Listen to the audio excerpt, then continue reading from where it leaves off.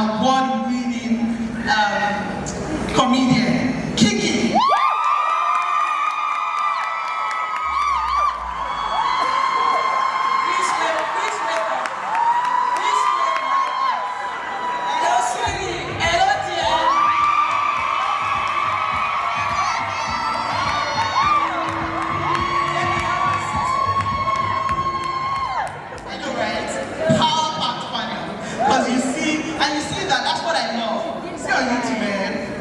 It's only YouTube that you can do virtually anything.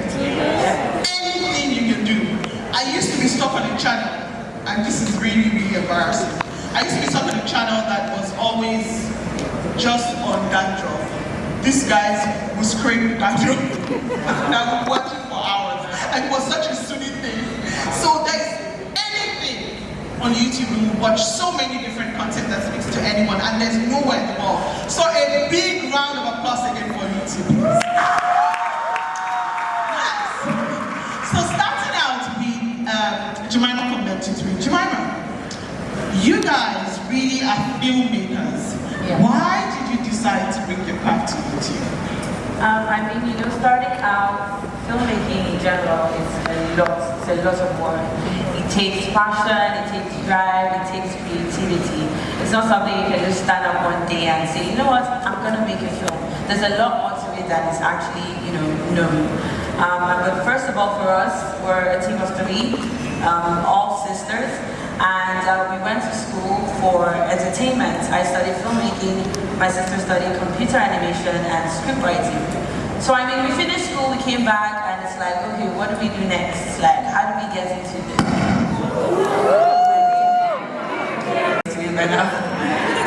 So we came back home, how do we start? How do we put our stories out there? I mean, it's not easy to just go up to, like, say, Film House Cinemas and be like, I have a movie, put it on there. So we checked a few other platforms and we decided, you know what? Let's try out YouTube. It's free, it's a great platform. Let's just put our content there and see what happens. And we put out the video, we made a short film, New Girl, and we put out the video. We were expecting like 20, maybe max, and we got the first 20, got the first 1,000 after a week, and we're like, watching. I know I've watched it 10 times, but I mean, who else is enjoying this content like that? And we didn't really understand the workings of YouTube. We didn't really understand anything about it.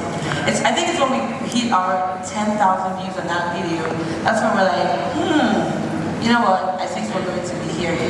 And it was a great. It was just great. It was just mind blowing. I mean, I don't know how it happened, but it was just awesome. Fantastic, fantastic. That's the beauty of YouTube. It's the fact that your content is not only seen in Nigeria, you're not content in Nigeria, it's seen for everybody around the world. Everywhere around the world is YouTube. Okay, so moving on to MC Shem. For you as a content creator, so how did you get started on YouTube?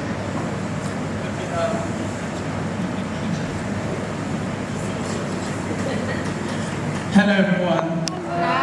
Okay, so I had gone to so many auditions while I was in school, even when I left school. And then you go for 7, you go for 5, you get called for 1. And because you want to show your creativity.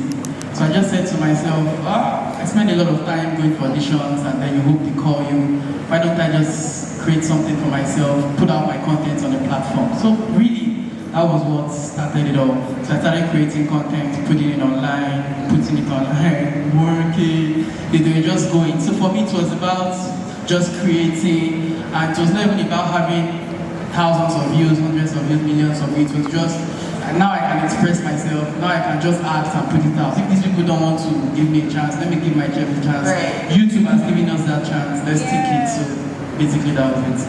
Wow.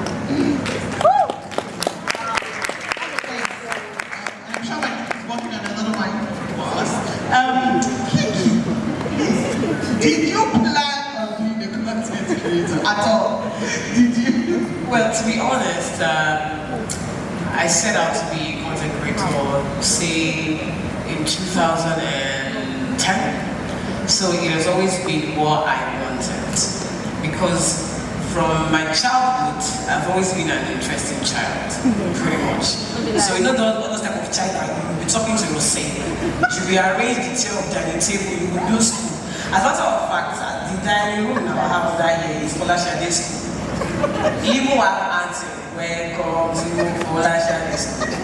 Children are learning Solafunmi school. So, at the time, because I have such great parents. Money for the production and then being consistent.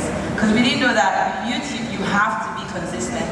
People don't care what the background work is to get that video out. All they just want to see is you say the video is going to be up at 7, better be up at 7. That's all they want. So it was trying to get a balance between shooting and putting up the video at the time when we said no. I think those were the two problems we had, money and consistency. Nice. Obviously you're okay because you have loads of videos. Yes. Yes, indeed. Great. So Shem, how do you come up with the inspiration for your videos? Now the reason is a lot of us have 10 great ideas and like, oh, I'm going to shoot this, I'm going to shoot it. But then you get to the end and you're like, okay, what next? What else do I do? How do you come up with your ideas? How do you consistently have stories to turn out? So basically this is what I'm going to say. If you've actually experienced proper poverty, proper one. I'm not saying you have the opportunities, you can do things. When you really experience proper poverty and you are coming from the scratch, you will just become creative. Yes, you will naturally become creative, really. Because starting out content, I come from a place where I was telling my colleagues in the green room, where you have to shoot with an Infinix phone and you edit with that Infinix phone. Now this is Infinix phone of not the ones they do now. Infinix phones of about 7-8 years ago. Do you understand? Android phones, and you have to move an inch and then you wait. It will load. You get it? Then you move again, it will load, you have to wait. This is not even the iPhone era. So if you're coming from that kind of journey and then you get to a position where you now have crews, you have directors, you have actors, you have a set, you have an office, you have productions going on for you. And the only thing you have to do is to be creative. Be creative. But let me be very practical. One of the ways you can always have ideas is to watch people in your field. Don't do comedy and watch vloggers. Don't do vlogging and watch reality. Watch people that cut sand on YouTube. Satisfying videos. So when you watch people in your field, you always stay on track.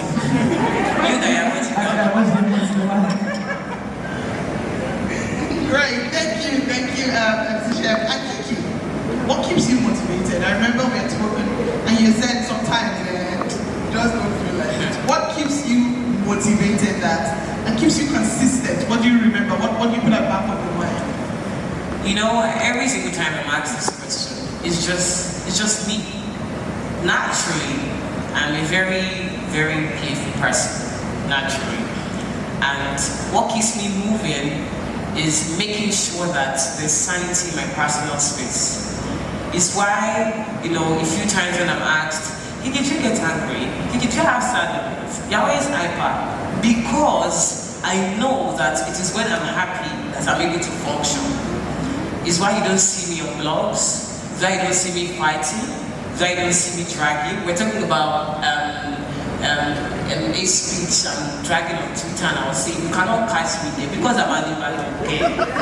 If you insult me, I'll have to insult. The time I'm supposed to use to create content and be wearing bucket on my head, I'm using it to go and research the insult I want to insult. Before I know what's happening, I've spent all that day exchanging insults with you, and the only thing that is lingering in my mind is how you call my other idiots. And that will be paining me. So what keeps me going is my mental space. My mental space is very personal to me. And as I always tell young creators, what did he call you inside? Where to jump inside? Where they are not, just like Shem just said, you should focus more on your industry. What's new, what's popping? How can you be a content creator? You don't know how to use filter on TikTok. And you're a content creator. Then how do you want that to work? So it's very important that Short. Lovely filters. you do that. Do you hear that the only filter you know how to use is the one that change people to animal. When your content is not for Animal Planet or just. But if that is what your content is for, I think that's great. So again, what keeps me going is my mental space. I'm a very silly person naturally, and the best of me comes out when I'm happy, and that's it. I put myself in the center of my craft, and as long as the center holds.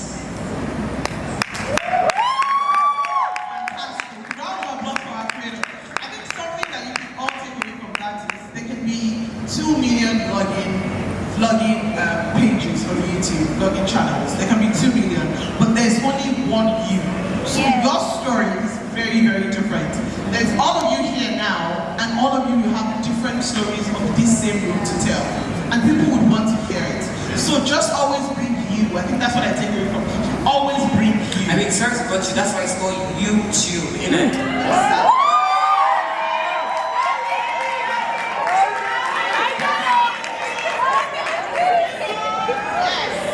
You see, we have the best of you. That's how you grow your followers, because then you have this community of people that love you because you bring you to the table. Not two people are the same. So the way you're going to deliver content about makeup is different from how someone else will deliver content about makeup. But because it's what you love, people are going to see that love for it because there's a way you're going to do it. There's a way you're going to package it. There's a way you're going to film it. And another thing I'm going to say, because I'm a storyteller, is your content has to have a story. Even if it's not film, okay, even if you're a wedding blogger, tell a story with that blog. I went to a wedding. What's the main reason for this video? Oh, how the bride lost her shoe. So the bride went to the wedding and she lost her shoe. How did she find her shoe? That's what's going to keep people interested. You know, I don't know if that makes sense. Like there has to be a story to what you're doing. As much as it's like about weddings, cake, makeup, whatever, it's a travel vlog. Just make it have a story. There should be a middle and an ending. I think that's basically what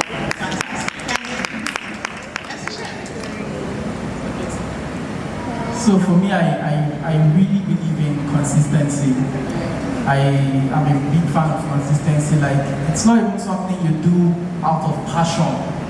So for YouTube, a lot of people think you just have to be passionate, you just have to love what you do, but when you have a plan already, you just keep going. So, like I used to tell people, I said, when you are doing YouTube, passion will finish, then you bring in stubbornness.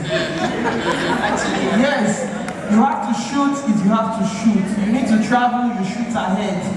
You are going for like 2 weeks, you have content for 3 weeks, in case you come back and you're tired.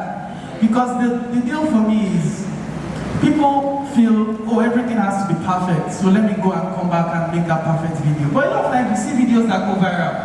They are not usually perfect videos. They are not even well shot, but people are sharing it. So what people want to see is the content, how interesting it is. So sometimes it's okay to put all the quality in, but it is more important to be consistent because you never know. You never know when you're going to post that video, when you're going to drop that video that will change the algorithm of your channel. And you know on YouTube is one video. It's one. When that one goes, that is all. The audience have come, all you need to do is entertain them consistently. You just entertain them. I'm talking for those who might not have the money to feature good creators, might not be able to come to Kiekie and say, I want to do a video with you, might not be able to come to Jumaima. I'm just saying, so you have to be creative. Creativity is what you have. Consistency, most importantly. Please, thank you. I think that's my... So pretty much, I'm just going to add to what it was said because that's really basic. But adding more to what she said is, sometimes there are trends. And what trends help you do is it helps you to be a part of the larger community. And I'm going to give you a basic example. So Kiss Daniel's song was trending, and you're a content creator. Now, because you have a friend who is a dancer and has done the challenge, and that video has 2 million views, you now decide to disgrace yourself and bring yourself out to the public as if because it is Buga that is trending. You now come outside and you now dance to Buga. You're really good and not one that will Buga against you in general meeting. Now, as a content creator, what do? I decide to write the song. As someone who makes food, they decide to make a cooking video with that song. So it's okay for you to jump on trends. That's where I'm going. But you need to put the you in that trend. Putting the you in that element helps you. Now the beautiful thing about trends is they never go out. There's always something new, something new, something new. And how not to get lost in that trail is to take you along. So that every single time there's something new popping, there's a you in it and you're improving. That's number one. Number two is you also need to remember your core. What is your core? What is your space? Now, when you understand your core and you understand your space, you now need to link the element of gradual growth. I'm such a huge fan of gradual growth because I always ask myself, if at 25, you pull all your funds together and you buy a 30 million naira car, and after that 30 million naira car, that's all you have. Now, how do you service that car? How do you replace the parts of that car? Now, the fund you're supposed to for you to grow. What is most important, like Ian said, is the consistency thing.